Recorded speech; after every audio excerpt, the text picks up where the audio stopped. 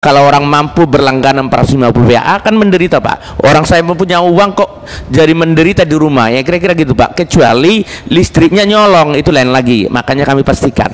Jadi selama 2 tahun sesudah diketahui ada ketidaktepatan sasaran itu, berarti masih dibiarkan gitu maksudnya? Karena belum ada keinginan dari pemerintah untuk mencabut itu. Berarti pemerintah masih membiarkan ada 6 jutaan yang tidak berhak menerima subsidi gitu? Iya, kami memperkuat datanya dulu, Bud, ya. Berarti selama 2 tahun ini Bapak masih terus memperkuat data, padahal tahun 2022 saja sudah diketahui ada 6 jutaan yang tidak berhak menerima subsidi. Dan selama 2 tahun ini berarti hanya fokus pada memperkuat data, artinya tidak ada hal apapun dilakukan pemerintah kecuali berkutat terus dengan data. Begini Pak, kalau Bapak berkata tadi bahwa mereka pasti akan menderita karena terbatas, ya dalam tanda kutip ya Pak ya, itu urusan mereka. Tapi persoalannya yang digunakan adalah uang negara. Ini masalahnya bukan perbedaan tarif atau yang lain Pak, tapi ada 6,1 juta ya Bu Dia, pelanggan yang disinyalir tidak tepat sasaran ini loh.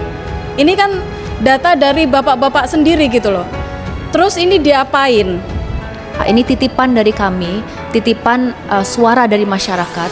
Karena jangan sampai masih ada masyarakat yang menjerit di lapangan hanya karena mereka terbebani dengan tagihan-tagihan yang sangat luar biasa fantastisnya dan mereka nggak punya uang, Pak. Pertama kami menyampaikan dulu perbedaan dari LPG dengan listrik, Pak. Ketika orang bersubsidi 450 PA, kalau dia mampu, Pak pimpinan sama Bapak anggota, Bapak Ibu anggota, dia akan menderita, Pak. Karena 450 PA itu sangat terbatas. Sangat terbatas, Pak. Dia misalnya menggunakan pompa sama setrika saja udah turun itu MCB-nya. Jadi kalau dia mampu pasti akan menderita, itu saja dulu, Pak.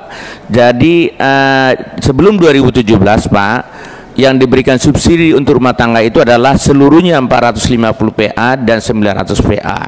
900 PA itu sudah agak lebih leluasa. Ya, sudah bisa menggunakan TV dan segala macam, itu, Pak. Dan kalau menggunakan AC yang setengah PK sudah bisa. Sehingga pada tahun 2017 kita berhasil mengeluarkan 19 juta pelanggan, Pak. Jadi itu yang sisa itu adalah benar-benar yang berdasarkan tidak mampu waktu itu. Jadi kita berhasil smooth waktu itu pencabutan subsidi untuk pelanggan 900 PA. Lalu 450 PA ya ada niatan waktu itu, Pak, 2017 mungkin 2018 atau 2019, tapi belum sempat sampai sekarang, Pak. Tapi kami keyakinan kami itu aja, Pak. Makanya pertumbuhan untuk 450 PA itu Bapak pimpinan kecil sekali, hanya 0,9, hanya keluar masuk. Jadi tidak banyak yang menginginkan kalau memang tidak mampu. Itu luar biasa. Kalau orang mampu berlangganan 450 PA akan menderita, Pak. Orang saya mempunyai uang kok jadi menderita di rumah, ya kira-kira gitu, Pak. Kecuali listriknya nyolong, itu lain lagi. Makanya kami pastikan. Jadi yang ada di halaman 7 itu memang faktanya demikian, Pak.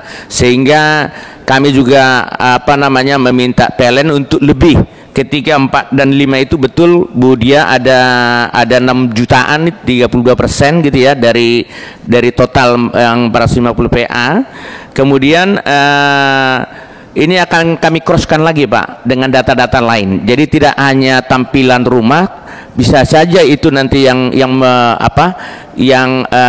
menempati bukan dia sendiri atau seperti apa. Jadi harus di cross check dengan yang lain, Pak. Tapi itu dulu yang kami berikan hasil dari survei di lapangan door to door, ya, Pak. Jadi kami yang 10,7 juta itu sudah punya data. Ya, seperti apa, dan akan dikroskan ketika nanti ada kebijakan dari pemerintah untuk mencabut. Jadi untuk sementara ini kami perkuat dulu datanya. Izin, Pak. Ya. Dia basisnya pendapatan atau nilai rumahnya, Pak? Jadi kami hanya berpotret ke foto, belum sampai ke pendapatan, Pak. Jadi akan dikroskan kan nanti, Pak. Jadi belum. Jadi ini hanya menampilkan dinding rumah, luasan, tampilan seperti Pak? Belum. Basisnya sebaliknya besar voltase Pak. Besar daya, yes, ya Pak. Kan besar daya kan? Ya. Nah kalau memang besar daya, saya pikir seperti yang Bapak katakan tadi, nggak perlu repot-repot. Menderita yang ngomongnya yang 450 itu Pak. Betul Pak. Nah, gosokan aja udah 500. Ya, Nah, betul. rice cooker aja yang dibagi kemarin udah 1000. Udah habis gitu ya. Habis. Saya pikir nggak perlu masyarakat tuh di shock terapi, cabut itu nggak. Kita nggak perlu kejam-kejam amat Pak dengan masyarakat. Untuk sementara gitu Pak, kebijakannya dulu ya. Tapi sambil menunggu, itu, sambil sama. menunggu nanti. Oke Pak. Ya Pak. Kemudian yang kedua Pak, Mohon kami maaf Pak, sebentar pimpinan izin sedikit. ya Bu dia. Karena Pak Dirjen tadi juga menyatakan berarti memang betul Pak angka yang 6 jutaan itu salah sasaran.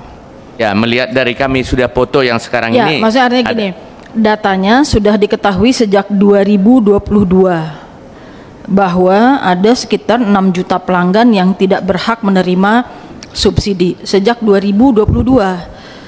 Artinya sampai dengan hari ini Bapak masih pada taraf mendata terus gitu. belum Jadi selama belum 2 ada tahun, kebijakan. Jadi selama 2 tahun sesudah diketahui ada ketidaktepatan sasaran itu berarti masih dibiarkan gitu maksudnya. Karena belum ada keinginan dari pemerintah untuk mencabut itu, karena kami berpikiran yang seperti saya sampaikan tadi Pak Bu, bahwa kalau memang dia mampu 450 VA dia akan menderita gitu ya. Jadi Ya, belum ada. Saya ingin menegaskan berarti dari pihak pemerintah tidak melakukan apapun terhadap sekitar 6 juta pelanggan yang seharusnya tidak berhak menerima subsidi. Itu saja berarti begitu ya Pak ya? Pemerintah masih membiarkan ada 6 jutaan yang tidak berhak menerima subsidi gitu. Iya, kami memperkuat datanya dulu Bu dia. Ya, ini betul Pak. Bapak mengatakan memperkuat data, betul. Saya hanya mengatakan data ini sudah ada sejak 2022.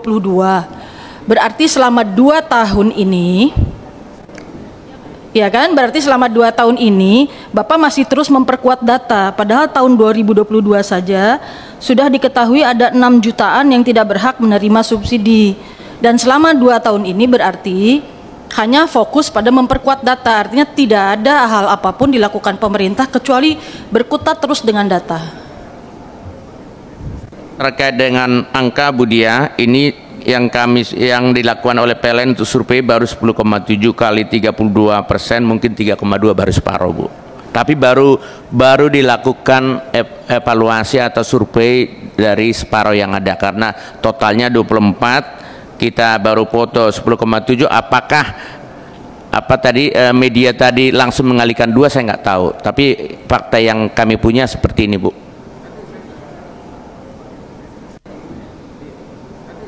Ya itu aja kesimpulannya, artinya karena ini data ini Bapak mungkin boleh membuka kembali pemberitaannya. Itu 15 September tahun 2022. Di situ disebutkan bahwa justru Kementerian SDM menemukan ada sekitar 6,1 juta pelanggan yang tidak berhak menerima subsidi. Ya, jadi itu temuan dari Kementerian SDM sendiri. Berarti sejak tahun 2022 sampai dengan hari ini, Kementerian SDM masih berkutat dengan data. Belum ada tindak lanjut serius terkait dengan pelanggan yang tidak berhak menerima subsidi. Begini Pak, kalau Bapak berkata tadi bahwa mereka pasti akan menderita karena terbatas, ya dalam tanda kutip ya Pak ya, itu urusan mereka.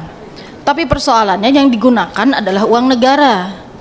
Yang digunakan adalah uang rakyat yang untuk digunakan untuk subsidi tersebut. Nah artinya kita kan selalu berusaha supaya tepat sasaran. Ya biar yang memang berhak menerima, kami juga sangat support gitu yang berhak menerima subsidi untuk mendapatkan haknya. Tapi yang misalnya yang tidak tepat sasaran ini kan perlu ditindaklanjuti lebih jauh. Nah pertanyaan saya kan tadi, sejak 2022 sampai sekarang ini apa yang sudah dilakukan? Berarti kesimpulannya belum ada yang dilakukan terhadap yang 6 juta ini gitu. Betul Pak, betul Bu. Jadi intinya bahwa kalaupun nanti ada kebijakan perubahan subsidi, tentunya kami harus melaporkan kepada Bapak Ibu untuk mendapatkan persetujuan. Karena akan kalau ada perubahan terhadap sesuai dengan undang-undang, bahwa kalau ada perubahan untuk tarif harus dengan persetujuan dengan DPR. Itu Bu. Sehingga ya kami akan melaporkan kepada pimpinan apakah ini nanti akan kita laporkan ke Bapak Ibu untuk mendapatkan persetujuan apabila nanti sudah firm dan sudah siap untuk dilakukan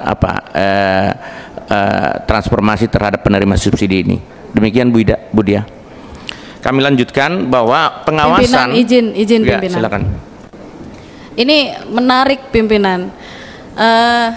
Pak Dirjen, kami mohon info ya. Yang pertama, Pak Dirjen itu menjabat sebagai Dirjen Gatrik tahun berapa? Itu penting untuk kami.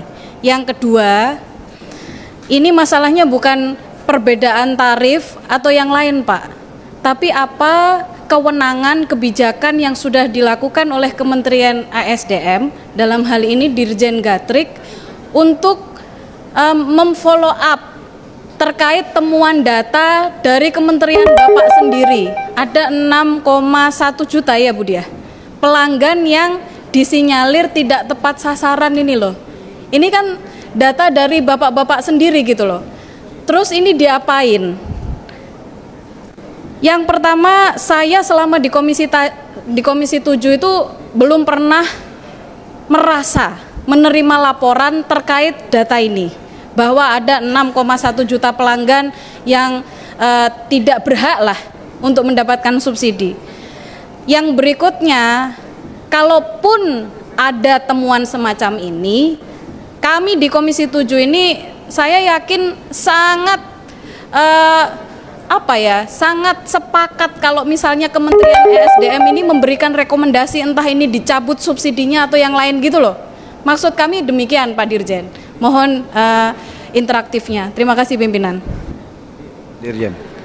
Iya Bu, kami sekarang masih dalam tahap memperkuat dulu karena ini baru potret door to door, belum di cross check kepada income dari setiap rumah tangga yang kami potret itu. Jadi hanya baru foto rumah tangganya. Jadi kami masih sebenarnya masih mentah Bu. Sehingga kami masih memerlukan cross check lagi terhadap data-data apakah itu nanti kependudukan dan segala macam ya, sehingga kami bisa memastikan. Dan yang kami lakukan survei belum separuh, baru 10,7 dari 24 juta. Kami memberikan ini supaya memberikan data kepada Bapak Ibu bahwa fakta di lapangan seperti ini. Kira-kira demikian maksudnya Bapak Ibu sekalian. Bisa kami lanjutkan? Mohon izin pimpinan, satu aja terkait yang barusan disampaikan, karena ini sangat berkaitan dengan pertanyaan yang telah saya lontarkan mengenai data yang seharusnya tepat sasaran. Kalau memang betul ya tadi yang telah disampaikan bahwa ada kurang lebih 6,1 juta pelanggan yang sebetulnya tidak hak tetapi mendapatkan bantuan tersebut. Nah, ini merupakan masalah yang sangat besar Pak. Dan saya berharap sekali kita semua introspeksi lah gitu. Bagaimana kemudian kita bisa merubah dan memperbaiki sistem yang selama ini sudah seperti ini gitu. Karena kita ya sebagai wakil rakyat itu setiap hari ya ketemunya dengan masyarakat yang seharusnya berhak mendapatkan, tapi ternyata mereka dirampas hak tersebut. This is not fair gitu. Jadi saya mohon sekali, saya menganggap ini amanah kami ya untuk menyampaikan. Saya mohon dalam waktu, kita kasih waktu lah beberapa ini ke depan untuk betul-betul merencanakan bagaimana subsidi yang diberikan kepada masyarakat yang tidak berhak itu kemudian bisa direalokasi gitu kepada masyarakat yang berhak. Makanya kembali lagi ke poin bahwa data ini harus selalu kita perbarui. Pak Pimpinan, kami rasa kalau rujukan datanya memang kepada Kementerian Sosial atau lembaga-lembaga lainnya, itu kita harus ada diskusi bareng, duduk bareng gitu. Ada baiknya kita rapat menghadirkan mereka-mereka yang mempunyai tanggung jawab juga gitu. Jadi di sini sasarannya bukan hanya dari Kementerian SDM juga, tapi datanya rujukannya dari mana, nah itu kita libatkan. Nah, saya mohon mohon titip Pak, ini titipan dari kami, titipan suara dari masyarakat, karena jangan sampai masih ada masyarakat yang menjerit di lapangan hanya karena mereka terbebani dengan tagihan-tagihan yang sangat luar biasa fantastisnya dan mereka nggak punya uang Pak. Itu yang terjadi di lapangan saat ini. Terima kasih.